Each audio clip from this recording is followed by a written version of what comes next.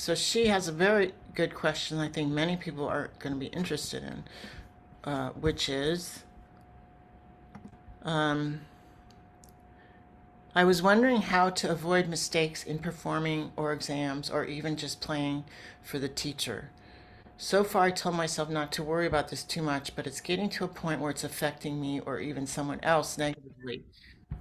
I was also triggered by Eliza's thread because I also have to do exams and have recently played a good performance but made stupid mistakes, and it does not only affect the marks, but worse so, risks to derail the situation. Also, I'm playing with a singer who gets disoriented by my mistakes. Needless to say, I knew where my weak spots are and I practice those, but maybe I am still missing something. So, there's a lot to say on this subject, and I'm not going to say everything because we would be here all day. I made some notes about this because it's such a good question. Here we go. Okay. And I might post this document. In fact, I probably will post this document in the community. I'm going to make it look a little nicer and then I'll share it with you guys because I'm going to talk about a lot of different things here. So, um, there's, first of all, in my mind, there's kind of like two types, or I would categorize performance mistakes in two categories. And one is your technique or your level of your skill at playing the piece is not reliable. So somehow something that you need to physically do, you just don't nail it all the time. Like maybe at home you nail it half the time, right? So to me that would not be reliable. It's not solid yet. So when you go to perform, you've got all these other stresses, like Anna was saying, that it sounds different, it looks different with the lid of the piano's open. Just even that context of playing on a different instrument, ample research shows that your memory is context dependent. So when you switch the context, then it's harder to retrieve things from your memory. So it's always harder when you go to play on an instrument you're not familiar with.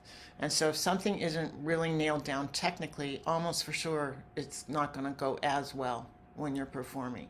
So types of can't someone said something. I don't know who. So types of I can't talk about how to fix every technical problem in 1 hour. That's not possible. But types of problems that people maybe don't realize could be falling apart under pressure. One is your fingering. You don't have your fingering learned solidly enough. And that can happen if you are practicing with several different fingerings or if you have not planned a fingering. And I have a couple students, longtime students, who, and I've people on YouTube too, who are like, wow, I didn't know you were supposed to plan the fingering. Or the fingerings in the book are terrible, so I just ignore them, which, yeah, a lot of them are terrible. Um, so you have to plan out what your fingering is going to be, and it's very important to do your best to practice that same fingering every single time. So that's a source of mistake under pressure that maybe you hadn't thought of. Another type of fingering problem would be you planned out a fingering, but it doesn't really work when you're going at the speed you intend to perform at. So your fingering's fine for slow, but it doesn't work for fast. And when you're nervous, you go faster, and then the whole thing falls apart. Um, so another type of sort of learning the piece problem that might happen is if it's not encoded in your mind in a really organized way. So, like, um, I think it was George was asking us about the fingerings for the scales, right? So that's a tricky one to remember. Where's the three and where's the four? And it's something worth for that one maybe when you're playing your scales, practicing thinking. Okay, it goes. This one goes 3, 4, 3, and then the next one goes all threes, 3, 3, 3. And when you're practicing at home, you're practicing thinking that. Okay, here's the one that goes 3, 4, 3, until it's so automatic that you never, ever, ever make a mistake on it. So that's just an example of having your piece encoded in groups that are logical to your mind so that you can remember them. when it's a little more stressful. So sometimes things will go wrong that were fine at home, but it's because you got a little confused. It's not that you physically can't do it. You just got, the chunking wasn't so accurate, or I should say, sufficient, that you could easily remember what it was you were supposed to do when you're performing. So I have one student, this is just an example, she doesn't know theory so well. She's getting better, but she's not that strong at it. And she was playing a piece that had a lot of kind of jazz altered chords. So it had like major chords, and then it would have, this note and this note in it too. And it was all these arpeggios. And I kept changing all the notes. And she had so it wasn't that she couldn't physically play the arpeggios. She's fine with playing the arpeggios. She just would always get mixed up about which chord am I on, because they were not very recognizable to her, because they were complicated chords. So that's an example of something that was hard for her to encode in a way that she could remember it. And we tried a lot of different things, and I think she finally got it, but that's what I'm saying when I say it isn't reliably encoded. That's what I'm referring to. So it's not that she physically can't play the arpeggio. It's more that it's confusing, because it had 15 of them, and they were all slightly different, just slightly, and they were kind of fast. Okay, so that's technique. It's just some less obvious examples of things that might cause you trouble technically. And then the other reality of technique is that, sometimes, almost always, something will go wrong, right? Like you look at Simone Biles. She is one of the most amazing gymnasts of all time, but she still falls off the balance beam. I think she fell off at the Olympics. So if you're pushing yourself to do things that are really, really hard, and which is, maybe a good thing, you're not going to always play perfectly. So in terms of mistakes, another thing about performance is to just accept that there will be mistakes, and to try to practice the skill of recovering from mistakes, so that when you make a mistake, hopefully nobody knows. I mean, but hopefully very few people notice, because you cover it so well. So how do you do that? Well, I have the video that I've shared in the group before, which is on practicing for performance, and it has a ton of suggestions about that. There's a PDF that goes with it that you can download that has many, it's like 4 or 5 pages of suggestions on how to practice preparing for performance. And I read, it was in a book that Eleanor shared in the group. I can't pronounce the woman's name. Cheryl Iott, I-O-T-T, I think. I think I read it in that book. She said, it's not that professionals don't make mistakes, it's that they're much, much better at covering their mistakes so that people don't notice that they're making mistakes. I heard Jean-Philippe Collard play in Davies Hall. He was playing a Rachmaninoff, I don't know if I can do it. That one. And I'd played the piece, and there's a bunch of times that the melody comes, and it's a little varied each time, and I was always getting mixed up which one came when. And there he was playing it for his encore, and he got mixed up too. He played the third variant, he played it on the first time, and on the second time he played, he flipped them all around. But did it matter? No. I mean, it still sounded great. Nobody in the audience was, like raising their hand and going, hey, that was the wrong one. It's supposed to come at the end, So it's a good example of a professional really covering. There's another really great video on YouTube of Arthur Rubinstein having a memory slip. It's in a Chopin sonata, I think the B flat, and he gets totally lost, but he keeps playing. And it sounds just like Chopin. I mean, you would not know he was lost if you're not looking at the score. And the video, it shows the score, and there's a little commentary about how he's kind of rambling around playing things that aren't on the score. So, summary, don't get stressed out that you're going to, don't worry, don't try to make it so that you don't ever make mistakes, because you're going to be very frustrated. Try to make it that you're skilled at recovering from mistakes. And you can do that by using some of the methods I put in that video and PDF that we have in our community.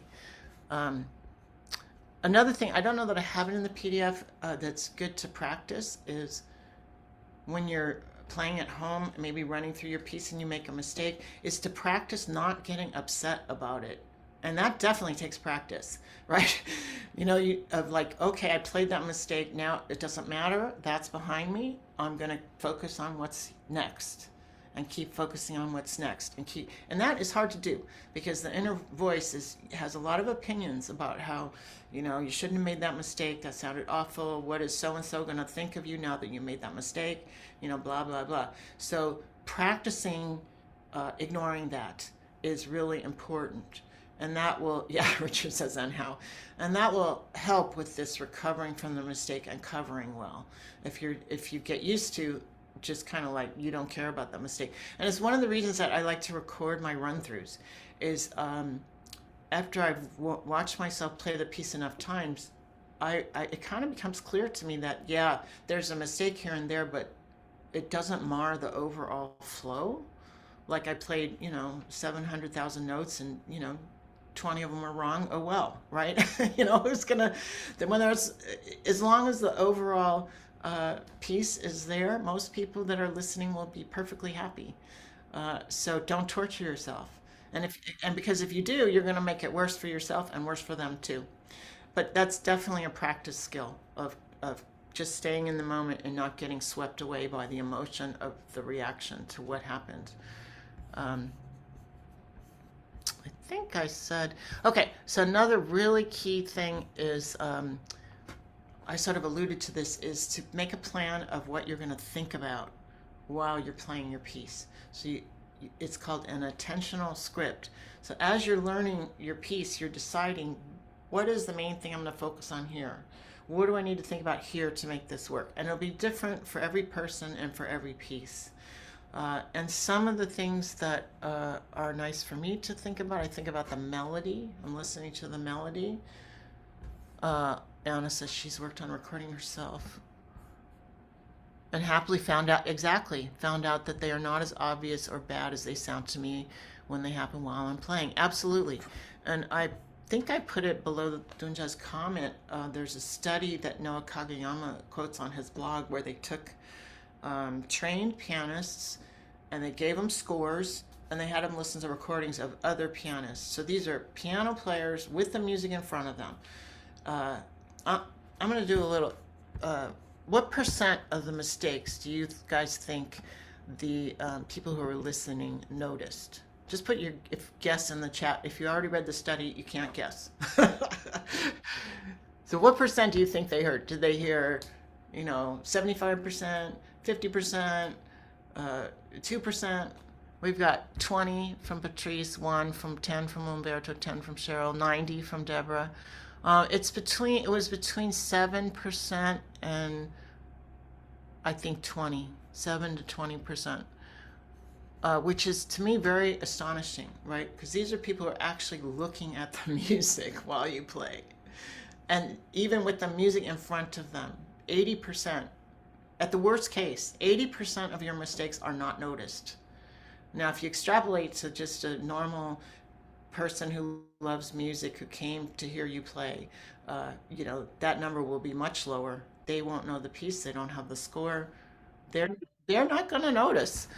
So the experience for you of making the mistake is much, much worse than it is for the listener. And just learning to have that perspective can be really helpful. I know for me, I'm also a perfectionist, and so I have an emotional reaction when I make a mistake, like, "Oh, darn, it's not perfect," like, oh, that blew it. Now the whole thing's ruined because it's not perfect, which it's a challenge to let go of that. I can get very upset that I wanted it to be a certain way and it didn't come out that way. So I just have to remind myself, just stop thinking about that. Stop, go on, be with what's happening. The other thing that helps me is to try to be in touch with what do I think is the emotion of the part that I'm playing. And I work a lot on that. As I'm learning the piece, I put a lot of thought into what do I think is the emotion of this section. What is it like? And for some people, maybe that's a picture. You know, what does this sound like? Like I was working with somebody yesterday on a Beethoven sonata, and we decided that it was like a bunch of peasants who drank too much and are dancing around playing jokes on each other.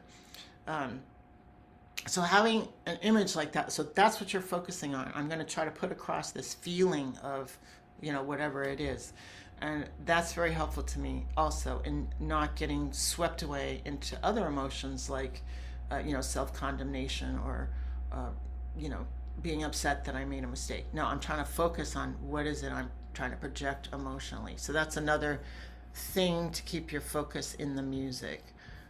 I think I covered everything in my, yeah, so once I make my plan about what I'm going to think about, then I have to actually practice thinking about that. It's not like you just write it down once and you're good. It doesn't work like that. You have to actually practice playing your piece and practice thinking those things that you plan to think, so that when you go out to play and there's, you know, the unfamiliar instrument, there's the stress of worrying about what everybody else thinks about you, all those things, you have something that you can put your focus on that will help you shove all that other stuff out of your mind.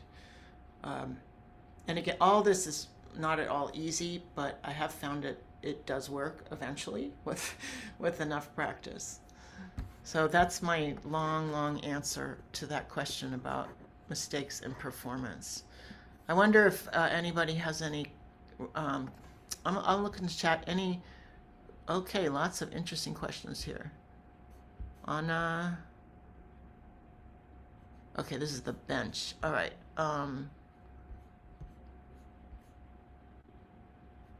Yes, Deborah says, but I guess they notice much more if you stop or slow down. Absolutely. That is the one mistake you want to try your best to not do, is to stop.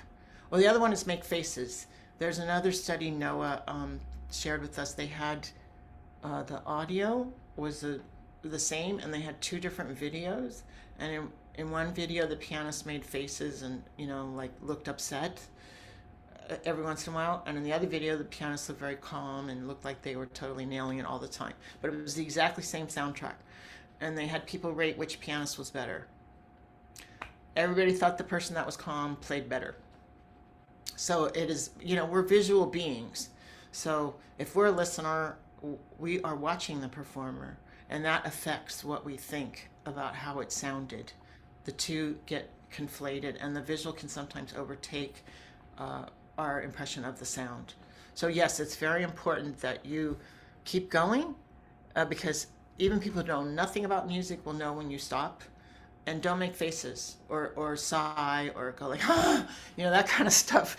And it's hard to not to do that. I felt for a long time like I needed to act like I needed to acknowledge that I'd done something bad, you know, by showing on my face that I felt bad that I made this mistake. I think that's what the psychology was of it. Like I couldn't just, that it was presumptuous to act like nothing had happened.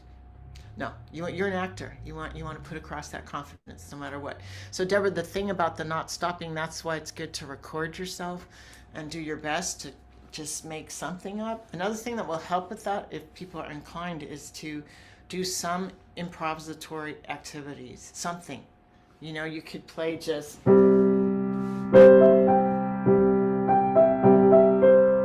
mean, I'm just playing, my left hand's on C major 5 finger, the right hand's on C major 5 finger. Keep a steady beat, just make up anything. Here, something very simple to just kind of start teaching your brain, you know, how would you make something up? And the more you know about theory and the chord, you know, what chord are you playing in your piece, what chord is next, the easier it is to make up something. And the other thing that will help with the stopping is some of the stuff in the PDF about practicing in sections and training yourself to start in a lot of different places. So if you get really just losing it, hopefully you can jump ahead to what's next. So you don't stop, you just have like a skip. And you just leave out whatever's giving you trouble. You just stop playing that and then jump ahead to the part that you know you can play. And that also will help you feel less nervous. If you know, oh, I know I can recover. I know I can jump ahead. I have one student who's very, uh, she came to me to work on performance anxiety, and she is going to play for the very first time for the studio tomorrow. And she's really nervous. And so I gave her this assignment of pick out different starting points in your piece, and then I'm going to quiz you when you come. And so she was over here on this piano, I have the other piano, and I would play a measure maybe of her piece, and then she would try to pick it up from that one measure. And we did that for the whole hour. And it was actually pretty fun. She thought it was more like, it was almost like a puzzle, right? Like, ooh, can I keep going from there? I didn't say to her, this is an A minor chord. I just played whatever it was from her piece. So she's trying to recognize it by ear and then start. And I've also made flashcards from my piece. I have an app and I take screenshots and I make flashcards and then I practice off the flashcards. You could do that with paper, right? Cut up your piece, have little slips of paper, mix them up, and then put the starting your card or your little piece of paper here, and then just start right there and see if you can keep going. Right? You want to start there, and then can you keep going? Because it's much, much harder to keep going when you are jumping around. The brain usually remembers things very much by context, right? So if you're jumping around, you don't have that context. And when you mess up, when you're performing and you make a mistake and you're upset and maybe you stop, okay, now you don't have the context, right? Because you're all stressed out. You're thinking about the mistake. So there's that, and it often happens very unexpectedly. Like you never made that mistake before, and then suddenly, boom, something happens, and it's like, whoa, it's very startling. So being able in that moment to just, oh, I can go there. It has to be very practiced so that even though you're startled, you can jump right ahead to something. And that helps with the stopping piece. Um, let's see what else we got. Umberto, emotions for the Bach inventions. Ooh. Well, some of them are kind of jolly, right? And some of them are much more um, like this one, whatever that E major one. That sounds to me like kind of like some sort of big arch, like going into a big natural cavern, because it's so arching with the two scales coming one to the other. Um, anyway, if you have a specific invention, Umberto, that you cannot figure out what you think the emotion is, maybe post it in the community, see what other people think. And I'll be happy to chime in on them. They're all very different. I mean, Bach's music, I think it's a style we're not so accustomed to. The counterpoint, we're more, in terms of our Western popular music, we're more used to song-like melodies. So it's sometimes hard to get into inside it and figure out what is the emotion. The other thing about the inventions that's interesting in Bach in general is he ascribed very strongly to something called the theory of affect, which was that each key had its own specific mood or emotion that it was depicting. And I have a table of affects of what Bach thought each key was that I'm happy to share. I'm not going to go get it right this moment, but if you maybe post in the community about that, I'll take a screenshot of it. So that's also helpful to use the table of affects and then see what Bach thought that key meant. Um, okay, what do we got? Recovery is paramount. Johann dancing, or walking in the woods. Yeah, yeah, I think Bach captures very much kind of the beauty of the world and sort of like that everything is just working how it's supposed to. This beautiful kind of, because his music's so intricate, but it all connects up and it all comes out exactly how it should at the end. So I find that very encouraging. Unlike, some other more, like Rachmaninoff, things don't always turn out so good for him at the end. It's a little darker, you know. And George says, sometimes my mind goes totally blank. How to recover from the mind going blank while playing or prevent it from going blank.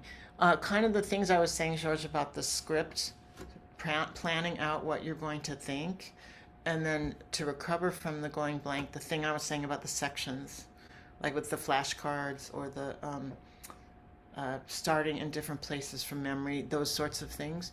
And there's more things in the PDF as well about. where you kind of simulate for yourself in practice your mind going blank, and then you practice recovering. I have another person who's going to play a student, and she has a grandson, and I said, okay, and she, takes care of him. I said, get your little grandson. He's going to love this. Give him the job that he tries to distract you while you play your piece. And the only rule is he can't actually touch, hit you or hit the keyboard, but he could do anything else, right? He can jump around and scream and dance and whatever. And then try to play your piece. And probably, it's going to make her mess up. And then she's going to have to practice recovering. So that's it's an example of practicing kind of the stressful experience of performing and also practicing recovering. And we got